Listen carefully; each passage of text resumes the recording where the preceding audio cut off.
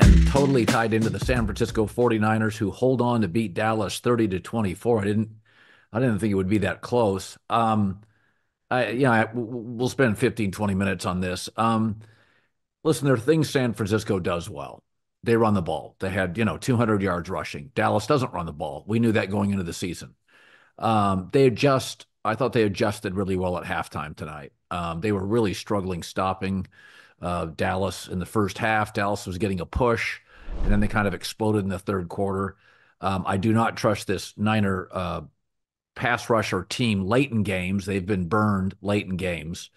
I thought Brock Purdy really struggled low, off target, early. I thought later in the second half to gain confidence, he used his legs a little bit, started moving, kind of gained confidence, hit on some nice throws. Kittle had a great night. I think there's a difference between Dallas and San Francisco. I think San Francisco is a good team that is just physically, like the Rams in the first month, just beat up. They just don't have enough good players. Yeah. I think Dallas is a bad team that actually played pretty well tonight. They got a break when a couple of Niners banged into each other and CeeDee Lamb got a wide open touchdown. And I've been saying this for a while. Dallas almost, if you're a Cowboy fan tonight, you're like, wow, we made it competitive at the end. I think they got to take a swing, John. I think they have to do something in the offseason. I think they have to sell some pieces, get two high draft picks. I don't see the way out for Dallas. Dak is ordinary. They're paying him a fortune. They're locked into him.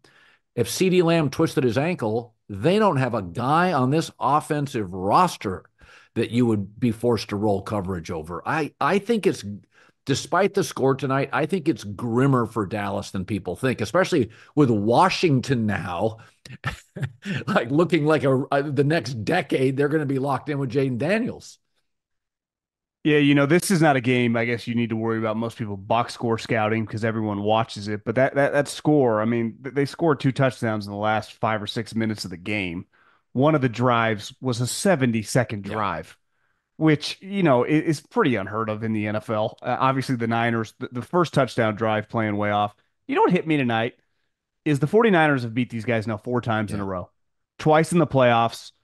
They mollywopped them last year on Sunday Night Football, and they were up in this game 27 to Yeah. 10, missing a lot of guys.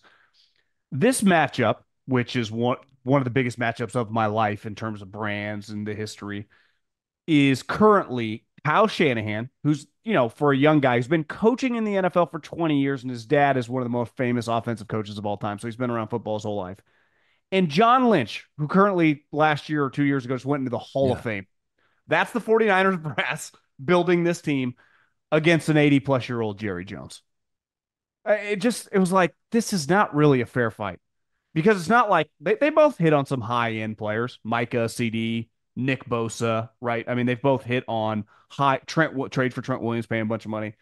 But the 49ers team is littered with guys in the fourth, fifth, sixth round. That Isaac Guerrero is a fourth-round rookie running back. And boom, plug and play. What's the whole thing? Cowboys, no running back. They're playing Zeke, who can't run away from me or you, who's a tough physical guy, but can't move. They draft Isaac. Well, guess what? I think he went a couple picks right after the pick that they traded for Trey Lance, who is their third string quarterback. Right. And listen, I admire Jerry's, clearly from a business standpoint. He's been incredible for 30 plus years. I mean, hell, they sell practice facility tours to make a little extra income. But that he tried to strike oil on that one. And sometimes he does that, and you're not going to strike oil, Jerry. Like, you're going to take Couch. Who are you bidding against on that one? And the other quarterbacks in his draft class who are way better went for like 6th and 7th round picks. Fields, Mac Jones, Zach Wilson. So that's kind of a microcosm of Kyle Shanahan, John Lynch. But you could just go around. Les Snead, Sean McVay. Brad Holmes, Dan Campbell, Gudikins, LaFleur. How is Jerry compete? The NFC, even, the Eagles, Sirianni's under question, but no one questions Howie's intelligence. So from a football standpoint, in that conference, doesn't have the high-end quarterbacks of the Mahomes, Allen, Lamar, Burrow, Herbert, but it does have very, very high-level front office and football guys, coach and GM combos that I would say and have built very, very good teams. Because you watch the Cowboys, they got injuries. Like you said, how many guys are on the sideline for the Niners? Hell, halfway through the game, Debo's got his 17th injury of the Yeah. season, and he's in the blue tent. Didn't even matter. But to me, that score, like, don't get me wrong. I mean, it was you're on the edge of your seat those last couple of minutes.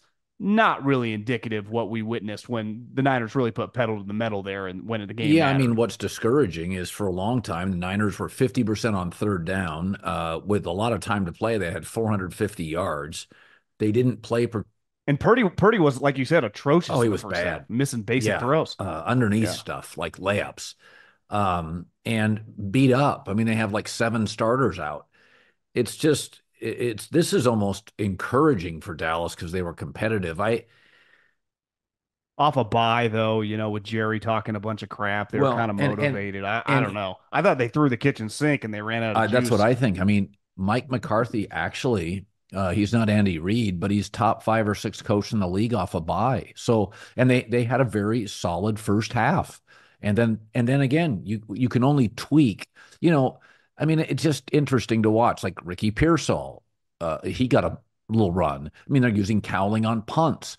They're getting a lot of different guys involved. And it's funny in the NFL, you're allowed to whiff. I mean, John Lynch has whiffed on some guys. I mean, he's taken swings and missed on guys. That wide receiver from SMU, he was a second or third round pick, Gray.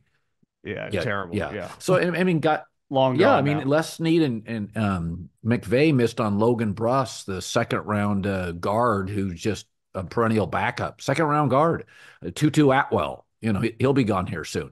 So I mean, it's okay to miss. People miss all the time. Pete Carroll had hits, he had misses. I mean, he had Rashad Penny in the first round as a running back. That never panned out really. So, but No. it's just, I just feel San Francisco also the advantage that San Francisco has, they're better at drafting, but they also have a coach that has a certain style. So stylistically, there are things you can draft that almost always work with Shanahan, like running backs, slot receivers. They almost always work because it's like they're like with Andy Reid.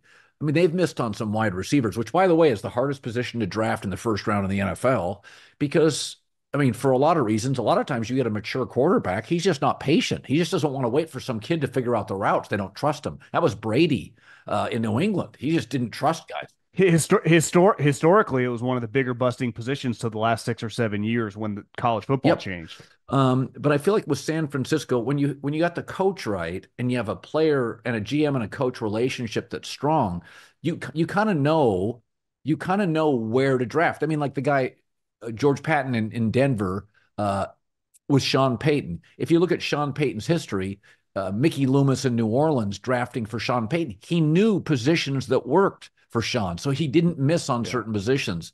Dallas, it feels like you're just kind of taking the best value in the draft and you're not quite. I mean, they've hit on their first round picks, but a lot of misses, a lot of, Tyron Smith. They hit on Zach Martin. They hit on CeeDee Lamb. They hit on Micah Parsons. They've been pretty good in the first round, but I don't feel like they find enough elite. They don't find like San Francisco, Kittle, fifth round, Jennings, sixth round, Brock Purdy, seventh round. I don't feel like Dallas creates that.